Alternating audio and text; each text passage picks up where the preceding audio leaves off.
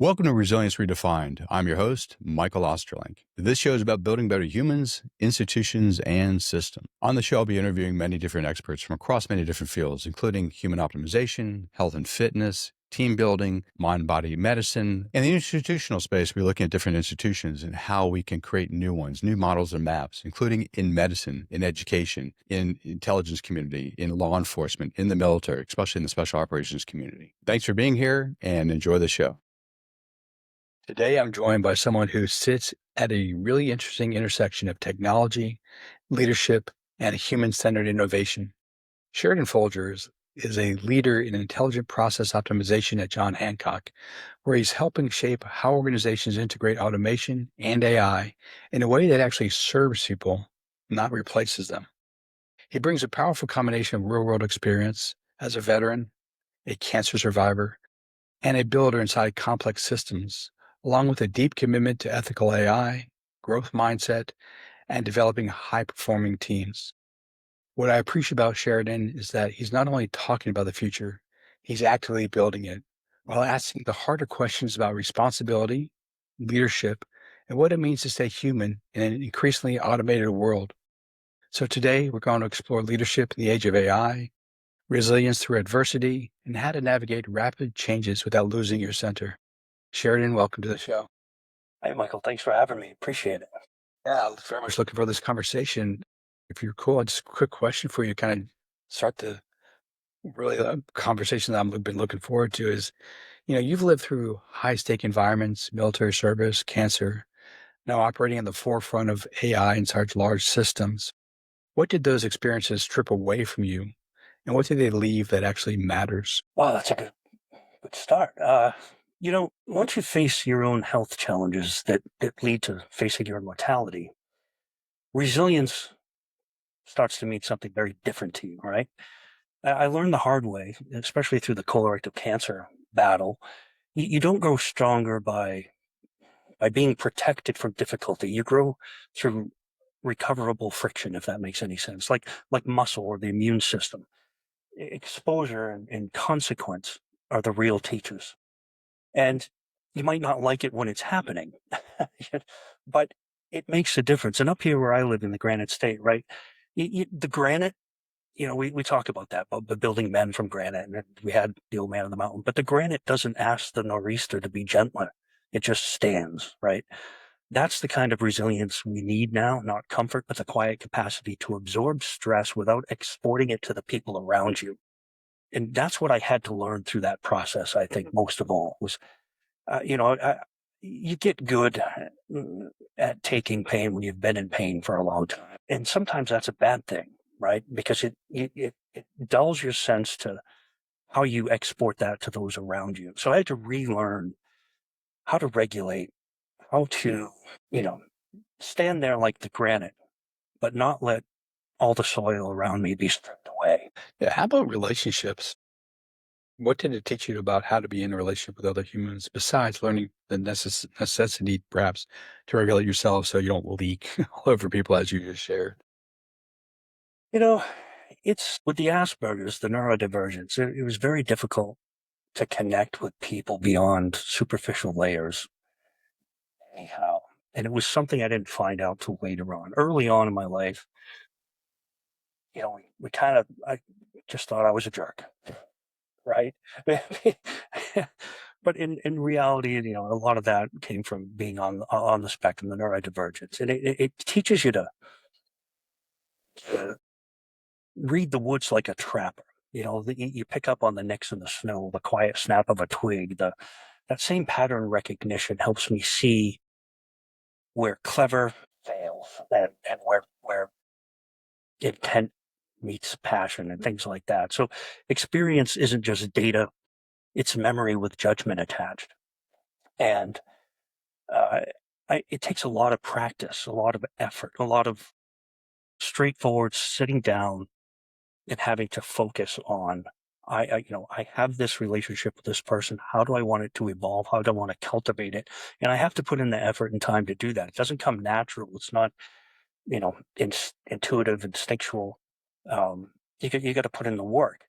And what I realized while I was doing that and making the extra effort to make sure that not only was I making the connections at work, but doing so in my personal life, is that a lot of people aren't willing to put in that work. I think that's why we see so many relationships fail now, or they give up, or, you know, it does take effort and work. And I think, not only do we see the problems in families and marriages and things like that, but we see a lack of friendship, Yeah, uh, yeah, that's true too. which is in camaraderie and brotherhood and things like that, which are horrible. And I think it's due to a lack of work. The world's got so comfortable. We've made things so nerf and so soft and all this toxic positivity that reality's crept away, and we've gone for convenience over companionship. I really like that. Convenience over companionship. I'm going to steal that one. That's really good. Well, not for you. Go right ahead. Well, 100% agree with everything you just said. It's interesting because my relationship dojo, which is kind of my metaphor, my framework for working with couples, it's a dojo, it's a training ground. And we'll point out the same thing. People will train up for a marathon, they'll train up for a Tough Mudder, the Spartan race, they'll put the time and effort and resources into it, but they don't think about the same way that the relationships, and mostly the primary ones is what I'm speaking to. You make an excellent point on friendships too. Yeah. I think research shows there's more isolation, especially among men, last decade. Yeah. Wow. I'm glad you brought this up. What, what is your experience? Because you're in the service. First of all, maybe you'd share a little bit of your history, leading up to what you do now. That might be helpful to kind of get a framework around like how you think and the experiences that kind of led to form who you are. If you're okay with going on that path first, then I'll have Yeah. some more philosophical questions for you. I was a little wacky when I was young. Like I said, I was obsessed with music and art and the outdoors and being in the woods. And I read voraciously. I read several thousand words per minute. So yeah, to put it in perspective, how people read line by line. Yeah. I don't actually do that. I look at the page and I see the whole page as one, and it's hard to explain, but the words just come off the page all at once, and I know what they mean. Wow. This is So capacity, like you since you're a little kid. yeah, yeah, and like the average person, I think they read somewhere between 250, 300 words per minute. So if you sit down and read something like The Great Gatsby, right? I think it would take you somewhere between 4 and 5.5 hours in one straight sitting to read that. And that's if you practice and got up to around 350, 400 words per minute, which the average person can do pretty handily. If I sat down and read it intently at my fastest speed, I'd be done in about 25, 26 minutes. And I retain most of what I read. Conversely, the problem with that is when people talk, I hear Charlie Brown people. So if you send me a video or you put me in a lecture or you want me to listen to two people talk, after about 5 seconds, I just hear wah, wah, wah, wah. I miss it all. But if you hand it to me and tell me to read it, then I'll know it forever. So like a high level complexity with your visual acuity, with reading and comprehension, auditory less so. Yeah, very much so. All right. So just so I'm clear on just the reading thing. So you can see a page and you literally, whatever it is, comes into a story in your mind. Like how do you, like, how does it actually come from a visual image? It's so hard to explain because I'm colorblind, but when I see a page of words, I can see the colors that word is. So I just see them all at once, and then I just know what it says. I don't, it's really difficult to describe. Um, Read other languages? Can you comprehend other languages? a little bit, yeah. Like the Japanese or the Chinese, because they like in the original, not the English version of the words. I haven't studied them, but my when I do, I tend to pick up on them very quickly. That's what literally crossed my mind. I was like, I bet you could pick out deep meaning Yeah, symbology that they use. both of my daughters, my oldest daughter especially, amazing artist. Sculpt, paint, draw, sketch, anything, any medium, and she's really, really good. I was also an artist, but I think she's far surpassed me. But she was also fascinated with Japanese culture and Korean culture, and she taught herself Japanese at a very young age. And she's got a very similar uh, neuro makeup as I do, and she's the artist. So when she was doing that, every now and then I'd dabble in it. And just as you said, it did kind of come natural. I would suspect if I put some effort and time into it, I could probably learn it and enjoy it quite a bit because I did when we were dabbling with her. The other languages, it's practice, lack of practice. When I was in the service, German was easy; it was fluent. Gaelic, things like that. But after some time of having not, it falls out. Gaelic have a family ancestry? Yeah, yeah, I'm all Scottish Irish, so A little Viking in there too, with the little, little. yeah. There's some raids in there somewhere. That's how your family made it to Scotland and the Ireland. Um, Tell me about your military service. No, I went in when I was 17. Had my father sign the waiver, and I he may be looking for the structure or something. I'm not sure. I was going a little wild, and I wanted to get out of the tiny place that I was in. So that's what I did. And I met some of the best people I've ever met in my life. I was in the service, and I think majority of service folks probably say the same thing. But there's people that I still stay in touch with. That was 30 years ago, and they're still just as close today as they were then. We've lost a lot of them over time, but uh, it did give me some of the structure I was looking for. I had entered at a time when the service was going through some major disruptions or some major changes. It was all through the 90s. So they were doing this single soldier quality of life. And they were really, to go back to what we talked about earlier, they were really kind of nerfing things up, right? We're going from, there's still some, tough, rugged, traditional things, but they were really softening things up. And, I think they were starting to phase out inspections in the barracks, and they were trying to make them like apartments, or there was all kinds of different changes they were making. And I want to say somewhere in there, um, under a certain presidency, we were probably in our worst. I think they said we were in our worst state of readiness since Vietnam. So there was a lot of flux and change and things in there. And what I thought early on, it said I wanted to make a career. I quickly realized this is just turning into a political mess, and I can't see myself spending the rest of my life here. So after a few years, I decided that was enough, and I got out. And oddly enough, ended up working in politics for the next 20 years. Same. What would you do in politics? I wrote legislation, wrote speeches, was an early pioneer in digital campaigning, and helped create a lot of that process. In fact, Google, Wonkosphere changed their algorithms based on my work several times. So we some significant contributions to how things are done in the early 2000s and later. And then I started focusing more on, uh, well, you get frustrated, right? It, there's no sides. It's all the same. And it got more and more evil is what it felt like. And I would get tasked with more and more evil things to do. And I didn't want to do that because after a while, that eats away at you. It eats away at the people around you. So I wanted to focus more on very specific targeted things, pieces of legislation or causes. I worked very closely with Cold War veterans for a while. Um, National Defense Authorization Act, and different very specific things I would hone in on nationally. Which years were these? Were you doing the NDA? What's that? Years were you doing the NDAA? What's the year? Yeah, through the 2000s, 2008, all the way up through 2010, we're participating in different conversations through that. Okay. But and then state specific things, a lot of things in New England and traveling around the country. I got very into training grassroots. So I would travel around and help get these groups started and teach people how to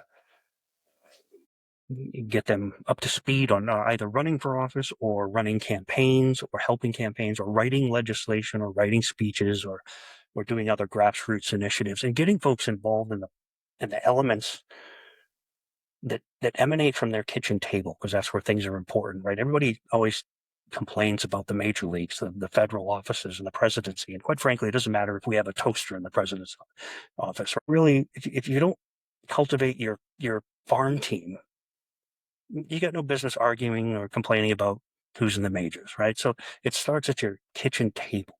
So I did a lot of kitchen table type of stuff. What it starts right here. What are you talking about with your family, friends, right here? What matters to you here? What can you change? What can you shift? What you can participate in? And then once you step out the door and off the porch, what's next? What's the next level of involvement? What's happening right there? It's quite frankly, it's more important who your town dog catcher is than who the president is, right? And that's where you need to start getting folks tangible things that they can feel that they have ownership over, pride in, and participate in, rather than something that's so far away that they think it doesn't matter and their vote doesn't count. You did this till 2010, 2011, 2012. Is that around the same time? Yeah, yeah, I did it all the way up through most of the 2000s. And I think around 2010 or 11 is when I finally took a job with John Hancock. Okay. So you probably saw the beginning of like the Tea Party movement on the center right, more libertarian, and Oh, then yeah. the the Wall Street, anti-Wall Street folks, same thing, but on the left opened up around 2000, Yeah. I guess around 11 after the collapse and the crash and stuff like that, which were also grassroots until they were usurped by the people in power. They were grassroots efforts. Exactly. Exactly. It always happens. Why John Hancock? Why'd you leave policy work for a profit corporation? And it got old. It just was doing too much at the national level. And then the travel was getting old. The hours that it took to do the type of work I was doing got old. Just not just for me, but for my family as well. And wanted something local, less travel, less stress. And I talked to my VA rep one day. I said, "Hey, Bill, I'm going to look for something local and change and yada, yada, yada." I said, "No pressure, not looking really fast. Just if something comes up, let me know." So on. He calls me back about 2 or 3 days later. "Hey, I want you to go over and go to federal long-term care insurance program. Talk to this guy," says his name. He goes, "What the hell is the federal long-term care insurance?" He goes, "Oh, it's FELTSIP. It's this, that." And he's explaining it. I go, "Bill, that sounds like the most boring thing on the face of the planet. I have no interest in that whatsoever." We talk back and forth, and he finally he goes, "Listen, Sheridan," he goes, "You come in here all the time, but he goes, you come in my office." He goes, "You read everything." He goes, "The phone manual, this, that, and the other thing." He goes, "And then you ask me questions about it like I've read the damn thing." He goes, "That's a little weird." He goes, "But the insurance industry is mired in paperwork." He goes, "They would love that type of fast analysis." He goes, "I really think you can help them out. The guy that runs it's a veteran. Just go check him out." And we're arguing back and forth about it, and finally we made a bet. I lost the bet, so I had to go to the interview. Yeah. Awesome. I went to the interview. Well, it went great. I worked for the federal long-term care insurance program during their first big open enrollment and their rate increase. And somewhere in the several months of doing that, I found out, well, John Hancock just happened to be the underwriter of the federal program. So they were like, "Hey, we want you to come work directly for us." And I've been here ever since. So Now, I read a lot of what you write. You write a wide variety of topics, but AI is one of them. Is that something that you fell into it at John Hancock? Something you had previous interest in? Like how did the AI thing come up for you? yeah, I did. I'm Gen X, so I've always been fascinated with AI, right? We grew up where every other movie was some kind of AI related, doom and gloom. It's taking over the world and it's going to destroy everything. You can't not be fascinated with it growing up when we did. When I was in the service, I started dabbling in technology and whatnot. Redesigned the personnel office systems one day, just on a binge. A friend of mine, we went in there and unlocked the doors and spent like a long weekend converting everything from Multimate to WordPerfect and off from Sid Person to this new system that we coded, that we taught ourselves. It was insane. We got in a lot of trouble, but then it worked. So they were like, okay, we'll overlook that you did this because it works and it's awesome. So, but I started dabbling then. And then throughout the course of my work at John Hancock, I'd done everything. I had worked on training and development as an on-the-job trainer, as a help desk specialist to answer questions about policies because I memorized all the policies my first 2 weeks there. Um, and then it just seemed like the next logical step was helping with the technology because I identify patterns very quickly. Hmm. It's very easy for me to see where things break Okay. and put together. So let's say there's 43 ways something can work. I can tell you which 42 are going to blow up 6, 9, 10, 20 months down the road. Wow. Almost instantly. I see it, right? And it's sometimes that's good, sometimes it's bad. It's very difficult to convince people that you see those things because they're looking at use cases. They're not looking at how those use cases interact with 50 other use cases a year down the road. So but I think that's becoming more prevalent now or more important now. We talk about artificial intelligence. We talk about it as if it arrived from the future fully formed, right? Like an alien mind dropped into our world, ready to replace judgment, labor, maybe even meaning itself sometimes, right? But intelligence, it doesn't arrive that way. It grows, it adulterates, it accumulates scar tissues, just like we do. Most of what we now call AI isn't really intelligence at all. It's just pattern reflex. It's fast, tireless, convincing, and often dangerously unmoored.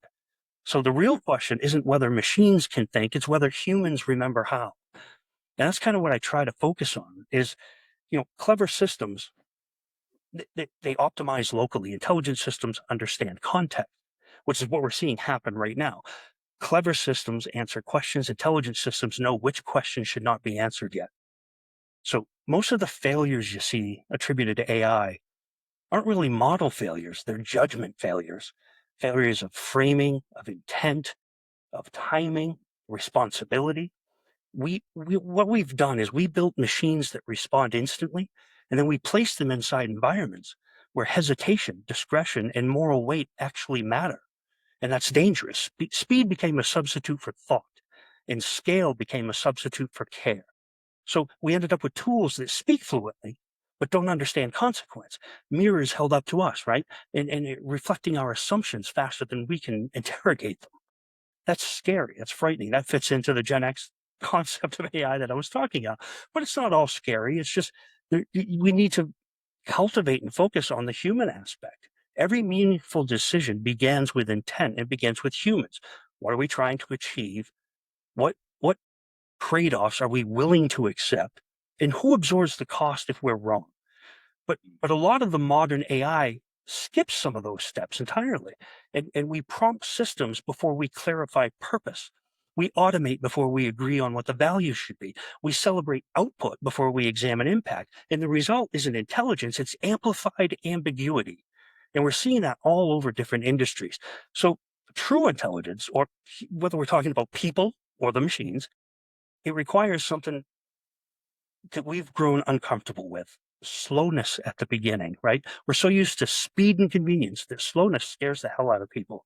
You have to have the courage to sit with unfinished questions, the humility to define what's good enough, and the restraint to say, hell no, not yet.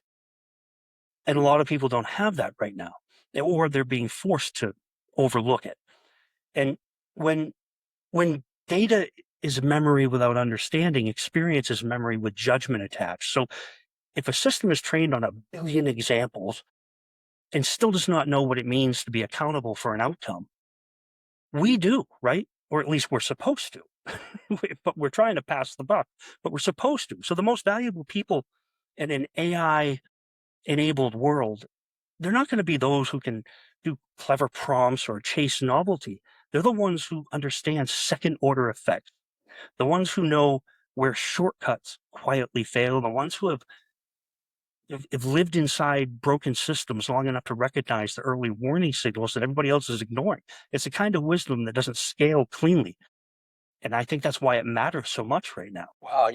I've been a million different places. I'm like, okay, that, where my mind and I want to put this in kind of an evolutionary or developmental framework because I could imagine like some of the problems you're discussing began in the Industrial Revolution.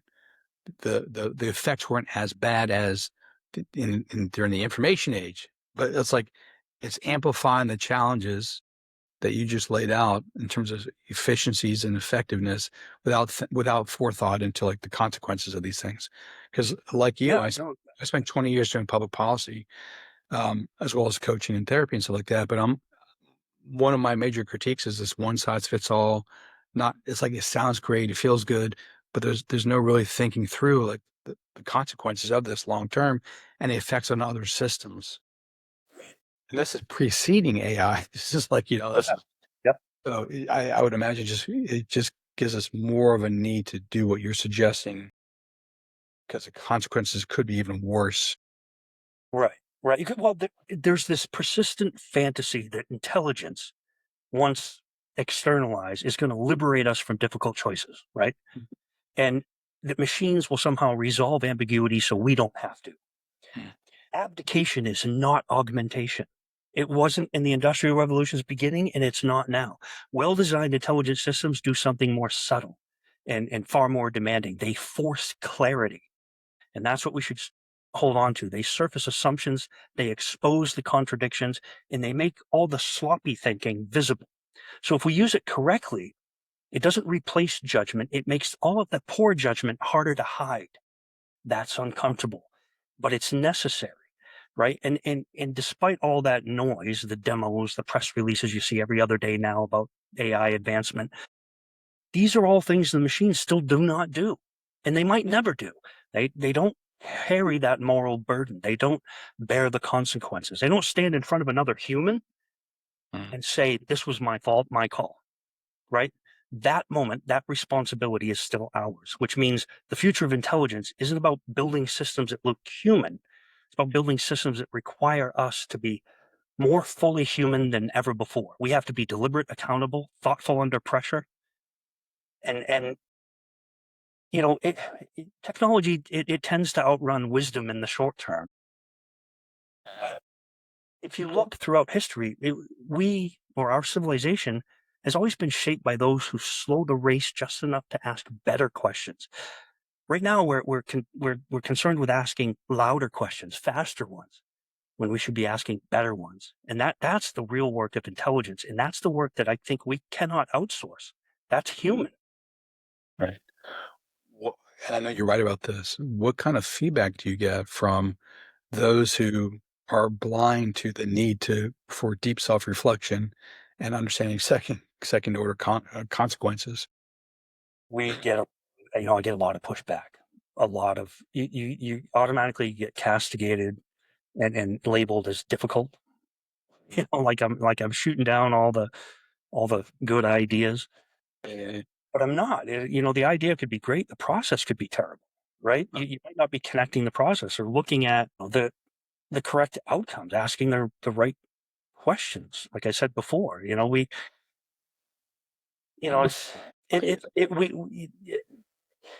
we begin to believe that if people felt supported enough, affirmed enough, buffered enough from difficulty, that they'd naturally become stronger. Strength, like we talked about earlier, it doesn't come from reduced exposure. It comes from recoverable failure. So biological systems know this, right? Muscle grows through resistance. The immune system learns through exposure. Judgment sharpens through consequences. So when we remove friction entirely, we don't get safety, we get fragility. So that's what I try to convey to these people, even in the virtual, so the AI world, it's the same thing. You've got to apply that same sense of resiliency in the systems that you build based on human morals and values. how do you keep yourself from getting too comfortable, too complacent? And let me frame it in a larger question for you personally too. It's like because I'm very fortunate to have known and spent time with and train and work with for the last 30 or so years, really intelligent people who are doing really cool things and thinking outside the box. But one thing I noticed for some is that they make a claim. I call it Johnny One Note. It's like this is the thing. This answers everything, Mm, and it could have come out of like a lot of discomfort, a lot of questioning things, a lot of, introspection, and this is the answer. And I always thought like that might be the answer then. It might be still useful now, but I don't like personally, I'm like, it's yes and. I don't know there's one thing or one approach or one model or one map that explains it or could explain everything. But listening to you, I'm like, oh, you're not like sounds like you like to make models and maps, but you're evolutionary. Like you keep adapting and changing as you gather more wisdom and knowledge. So how do you, if that's true, that's just my interpretation of what I hear. How do you do that? How do you keep yourself from drying out? Is one way to look at it. No, that's a great point. It's, you know, I I think it goes back into, well, one, I love information. I love to read, right? I don't know if you remember the movie back in the 80s, Short Circuit, Oh with yeah, the 25 input, Stephanie, input. That's me. I can't get enough input. The more I read, the more I want to read. And I love hearing different ideas or contrary positions to practically anything. Of course, I read all the classics. I get obsessed with Stoicism for a while, and then the Greeks, and then you panders back and forth. But and today there's no shortage of content, right? The people are vomiting content. And AI is vomiting content incessantly, nonstop, at every turn. So there's plenty of stuff to read.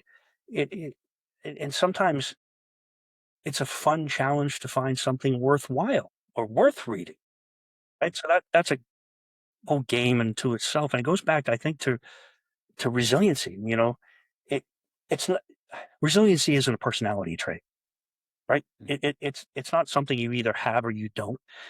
It's something you can summon with the right language or mindset. Mhm. And I find to keep myself resilient, I have to do that. I have to work at it, practice it. Like not unlike the relationship dojo you mentioned, there's a resiliency dojo that I have too, right? So it's it's never been a feeling; it's a structure. So resilience is what remains after optimism fails, right? It's what allows you as a person or even as a group of society, right, to keep functioning when reassurance runs out, when the story breaks, when the future stops cooperating with our expectations. And historically, it's been forged in contact with reality, not protection from it. So that's what I seek out, whether it's what I'm reading or whether I'm doing in my day to day. I used to do a lot of crazy sports, bungee jumping and skydiving and things like that. But now I spend if I'm not working, I'm in the woods, whether it's hiking or hunting. That's what I'm doing 98% of the time. That's like my church, that's my place, and that's where I push myself. I push myself hiking, I push myself hunting. I make it as difficult and uncomfortable as possible on purpose. Because somewhere along the way, I know I said this earlier, but we confused resilience with comfort. We began to believe that if people felt a certain way, they just automatically have resiliency. True resilience isn't bravado. It's not cynicism either. It's again, it's absorbing that stress without exporting it downward to your family, to your Yeah, coworkers, to your community. It's standing between that chaos and those who cannot afford to bear it yet. I love that. You got some good one-liners. I'm actually going to steal. But let me ask you this, because like, I lost your audio. oh, how about now? You hear me? Now I can hear you. Yep. Okay. Yep. Yeah, I just saying you got some great one-liners. I'm stealing. So you mentioned not. I'll rephrase it differently, but not bleeding on other people. Like, hey, you have your experience and not leak. I use the word leaking, but bleeding out on other people. That actually takes a good bit of, first of all, self-awareness. Like, hey, this is what's happening internal to me. Feelings, thoughts, sensations, energetics of the body, whatever's arising. But you also have to have a sense of the other person, the other people, and the effects that whatever you're doing, consciously or unconsciously, can have an effect on them. Right. That takes a pretty high level of both emotional intelligence and cognitive capacity. And I'd like for you to for you to speak to that. I think over the last 15 years, I've made a lot of progress in those areas because I've intently focused on them, specifically exactly what you named, worked in those areas to get better. Because again, it doesn't come naturally, right? It's not that I don't have empathy, but my empathy works very differently than a neurotypical person. And it's not intuitive. It doesn't come naturally. Empathize the way people do. The kind of resilience that I'm talking about requires, well, like you mentioned, a tolerance for discomfort, but a relationship with reality that isn't negotiated away. So when I got out of the service and I worked in politics for a long time, what you see is a lack of willingness to be responsible even when nothing feels fair. You see that throughout. And what I saw was a massive lack of discernment, lack of critical thinking, and lack of metacognition. Nobody was thinking about what they thought anymore. And I found that wildly disturbing, especially after reading so much great literature, which was dependent upon that. And society's leaps forward came from that. To see that dying or taking a back seat was just scared the hell out of me. It's not fashionable. It doesn't produce slogans, but it's the glue of civilization, I think. So and when I started seeing cracks everywhere from that, systems fail when resilience is replaced with reassurance. And I've seen it in institutions when I was in politics. They crumble under minor shocks because of that. You see it in leaders who collapse when the narrative turns against them, or in individuals who interpret challenge as harm and then disagreement as threat. This isn't because people are weak, it's because we quietly train them to be untested. Right? You don't test them anymore. So an untested system always looks strong right up until they aren't. The same with a person. And I didn't want to be that way. You know, the lie that everything should feel good bothers me. You know, we look at the world now like friction is a design flaw, and it's not. That discomfort means something has gone wrong. This lie didn't arrive maliciously, it arrived wrapped in empathy, right? But empathy without realism turns corrosive, I think. So I think it goes into like this weird sense of toxic positivity that we have right now. It's a refusal to believe, a refusal to name limits, to acknowledge loss, trade-offs, irreversibility, refusal to accept that adulthood includes burden. Yeah, like we Yeah. you know, if we just constantly insist on emotional smoothness, we don't heal pain. We displace it among the masses. And it always reappears somewhere else, whether it's anxiety, resentment, nihilism, uh, uh, infidelity, if you start talking about relationships and things like that, right? And the cost, and like we talked about earlier, men in particular, paying a ghastly price here, a quiet price, not because hardship is unique to men, but because much of male social conditioning historically revolved around containment, endurance, responsibility. And when those traits are refamed as pathology rather than capacity, something breaks, right? Yeah. We told men don't be rigid, don't be stoic, don't suppress. That's valid corrections in moderation, I think. But we failed to replace them with something equally stabilizing. So we offered, comfort and emotional expression without structure, and vulnerability without purpose, validation without expectation. And what men really need is not less strength, but a smarter model of it, right? Yeah. We're in 2026. What's the smarter model of strength that we're going to give to men? So I obsess over that in my mind. It's why I started following you. It's why I read your content. I just seek out people speaking to that, or at least recognizing it and calling it out, whether they've got a solution or not. At least they're having the conversation. And I think, you know, strength is the ability to stand in reality without demanding it change its tone for you. So and what we see right now is performative, right? We can't always be performative and gentle. A society that loses respect for strength, that society doesn't become kinder. It becomes more anxious, more brittle, more dependent, and it's dependent on narrative to hold itself together. And narratives always collapse. They collapse faster than character does. And that's dangerous. I think the stats support everything you just said, like the increase in anxiety, depression, suicidality, isolation, just with men. But Yeah. obviously, Just look at the male suicide rate. I mean, it's crazy. Yeah. exactly. What do you think are some of the antidotes for this at the cultural, familial level? I don't think we need a harsher world, a harder world. I just think we need a truer one. We need to respect difficulty, and we need to create environments where we teach recovery, not avoidance. Mm.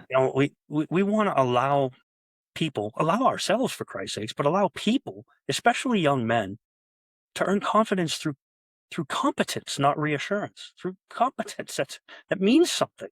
So it's not nostalgia or toughness that I'm talking about. It's preparation for uncertainty.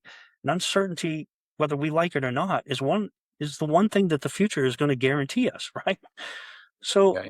I think, embracing that and setting up those systems to support one another through that is probably the best antidote we have. We're not going to have an answer for everything. We're not going to have there's no pill. There's no, like you said, everybody's got their here's the answer to this that they're trying to sell right now. And Buddy and his brother's got a podcast about it. And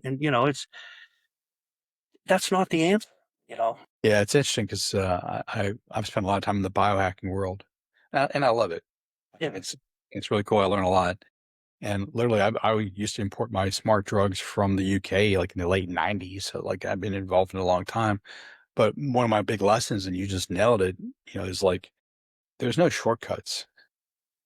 You pretty much have to do the work, whatever the work is, Yeah. whatever you accomplish. Like there's discipline. Yeah, is necessary component of living a full life. There's no, I mean, yeah, you could pretend like there are workarounds. You don't want to try so hard, work so hard. You don't have the disciplines. But to your point, you're generating a system inside yourself that will collapse when pressure hits. Yeah. Yeah. That's just Still good at the beginning, but you don't feel so good in the end when it all falls apart on you because you're too fragile. I mean, the antidote is a return to truer resilience, right? That's really what it is. We spent years confusing resilience with comfort. So if we wrapped everything in affirmation, removed all the recoverable failure, and told people, especially young men, that friction is flawed instead of the teacher, this is the result we get. The society we have right now: systems and people that look strong until the first storm hits, like you said, and then they shatter. So if we get responsibility accepted locally, not exported upward or outward, and discomfort tolerated without demanding the world change its tone for you, and we have some hope grounded in action and competence, not constant validation. Yeah. I think in the AI world that I work in, that same principle applies. We can automate the tedious and the vigilant, but we can't outsource moral burden or consequence. The machines force us to be more deliberate and accountable, or they amplify our sloppy thinking. So society doesn't need to get harsher, it needs to get truer. That's why I love your content on resiliency all the time. And I always make sure I read those ones because I think it, getting truer is the key. One that respects difficult, teaches recovery instead of avoidance. That's all that quiet, unglamorous work that we've both talked about. That's how we rebuild that, and a lot of the fragility starts to heal. Yeah. And I could imagine because you just talked about different layers. You talked about the internal layer of the individual, the Mm. human system. If you do these things, you become more anti-fragile, using the same Taoist word, or less fragile. But you also brought the system up to institutions in the systemic level, because you brought in the whole conversation around policy and such like that, and the fact that we need to experience the consequences of our actions. Because someone will if we don't, and we eventually will. What question haven't I asked you yet that you'd love to answer and talk about a little bit? Goodness. I mean, nothing in particular. I think I think it was a good conversation. I like, I think we can't talk about this stuff enough. We need more people talking about it openly without fear of what's going to happen. It's, the antidote for society isn't more positivity or better technology.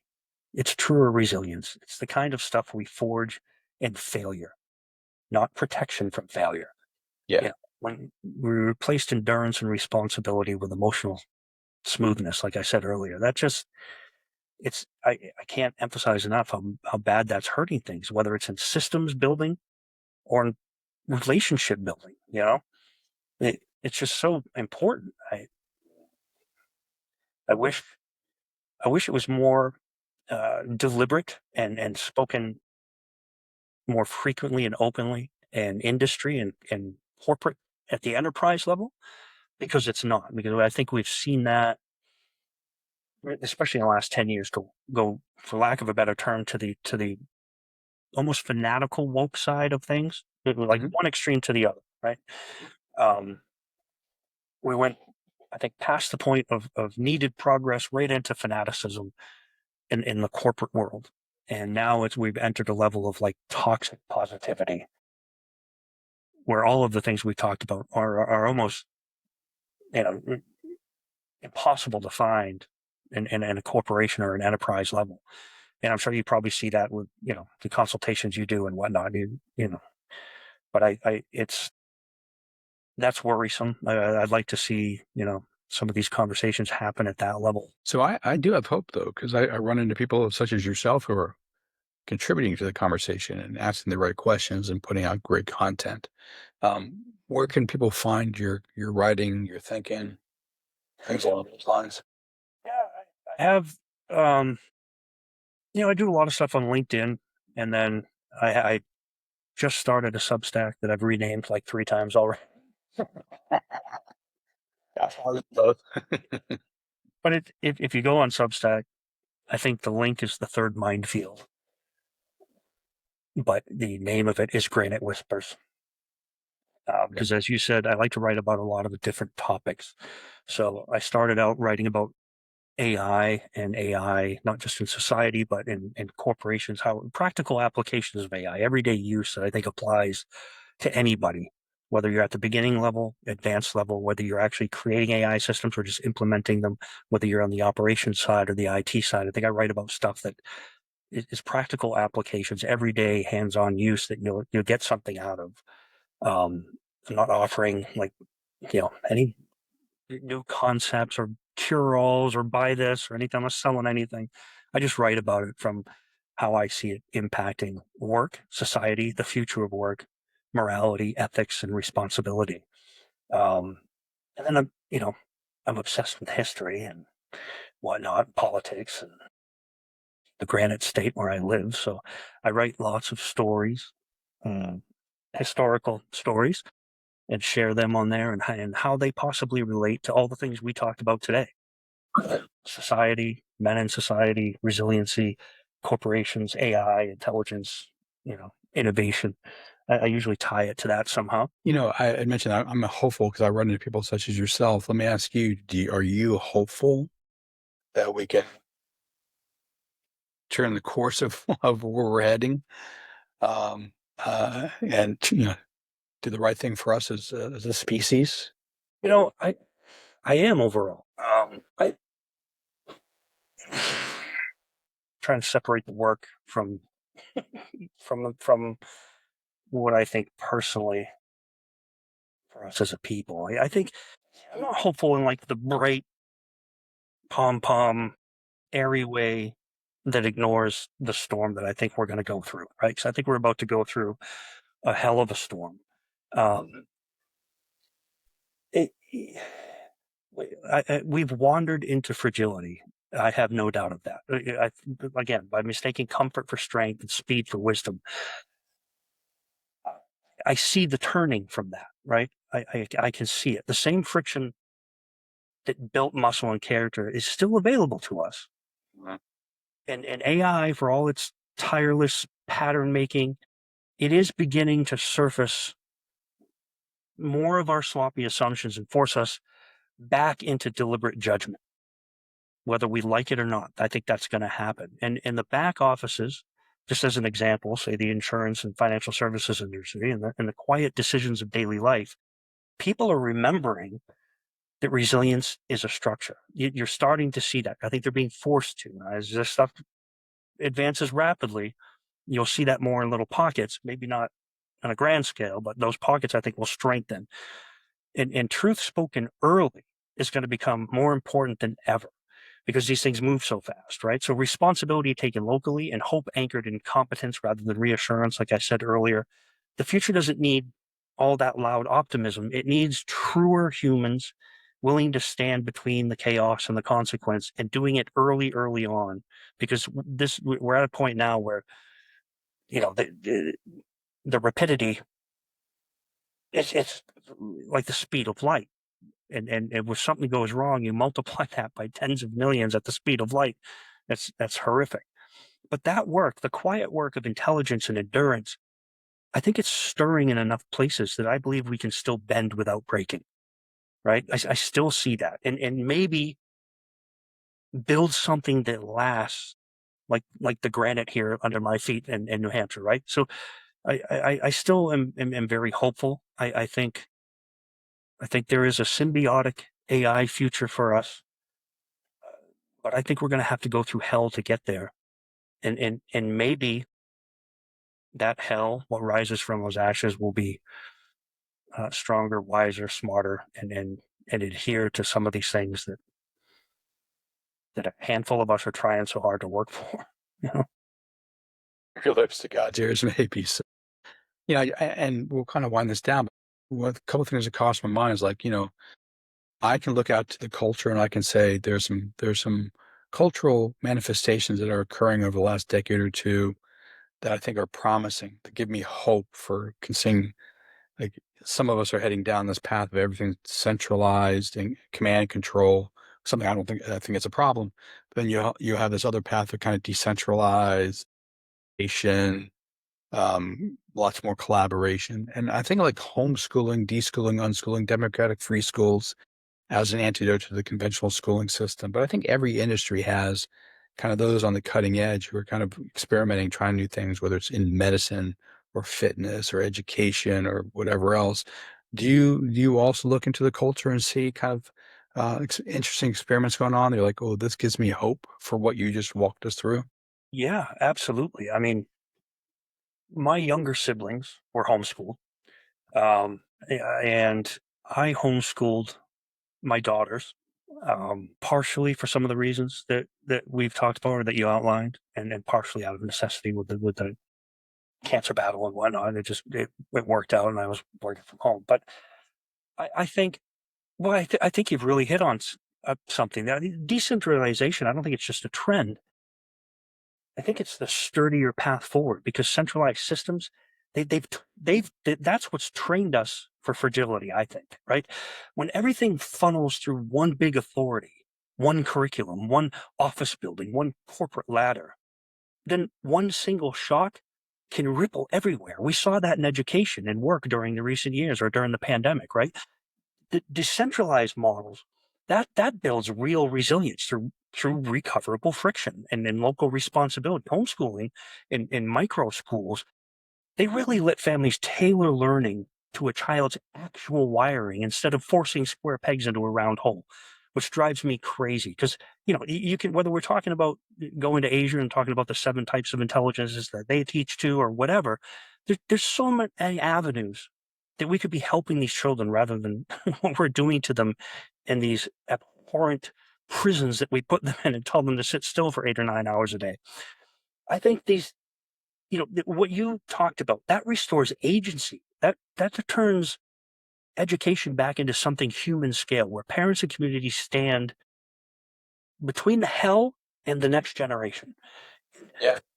You see the same thing in work from home. Does the same thing for adults, right? It frees people from that soul crushing commute, the micromanagement. It gives them space for passion work, to be there for their families, their kids, their spouses, their friends, the kind that actually lights up creativity instead of draining it, right? People have just the lack of creativity that's being sucked away from us. Yes. And now you see people willingly giving creativity jobs to AI, which is, my God, the opposite of what we should be doing. I want AI doing my laundry, not creating music, you know. But I think it creativity thrives in decentralized soil. It doesn't bloom under constant surveillance or top-down friggin' mandates. It needs that autonomy, experimentation, like you talked about earlier, right? And the courage to sit with all those unfinished questions. And when you have the centralized systems, they're all optimized for compliance and scale and control. What we're talking about is optimized for people, for humans, messy, adaptive, capable, genuine innovation. So I think that brings decision making closer to the ground where accountability feels real and resilience actually grows. So I think that's how we prepare for uncertain future, not by clinging to brittle central structures, but by trusting people to build better ones from the edges inward, which I think they will do the more we decentralize. Yeah. Yeah. All right. So you and I are on the same wavelength for almost everything we talked about in the hour. It was just fun, and that's probably one of the many reasons I enjoy reading your writing. I think it's great. It's very thoughtful and challenging at times too. You shared. I've really enjoyed this conversation. I want to just offer you to come back if there's ever a topic that you're like, man, I'd love to discuss X, Y, and Z with Michael. I mean, we're in contact almost daily anyway, so just let me know, and I can get you. Froze up on me, Mike. Oh, Get you back. yep. Now I got you. Yeah, I'll have Greg fix this, my podcast. So I'm just saying, I've really enjoyed this conversation. I learned a lot from reading what you write. It's both challenging and affirming for some of the beliefs I have and challenging to others, which is my favorite thing to have. And I want to encourage people to read what you write. And I've seen a couple of talks, so listen to what you speak as well. And I want to invite you back. Like if there is a topic that you're writing about and you're like, man, this would be a lot of fun to talk with Michael about. You and I are in contact almost daily anyway. So like, let's just hit me up and I'll have you back on the show to talk about whatever is floating your boat that particular week. Yeah, this is awesome. I like getting a chance to talk to you. I'd love to do it again. Uh, I have so many questions I could ask you every day that we could talk about. You could fill up 1,000 hours of these things. And we could do that too. That'll be easy. Sheridan, appreciate your time, man. And this will be produced. I'll make sure I have in the show notes all the links to your Substack and to your LinkedIn so people can check your work out. And I appreciate your time. Hey, thank you very much, Mike. Appreciate it. You have a great one.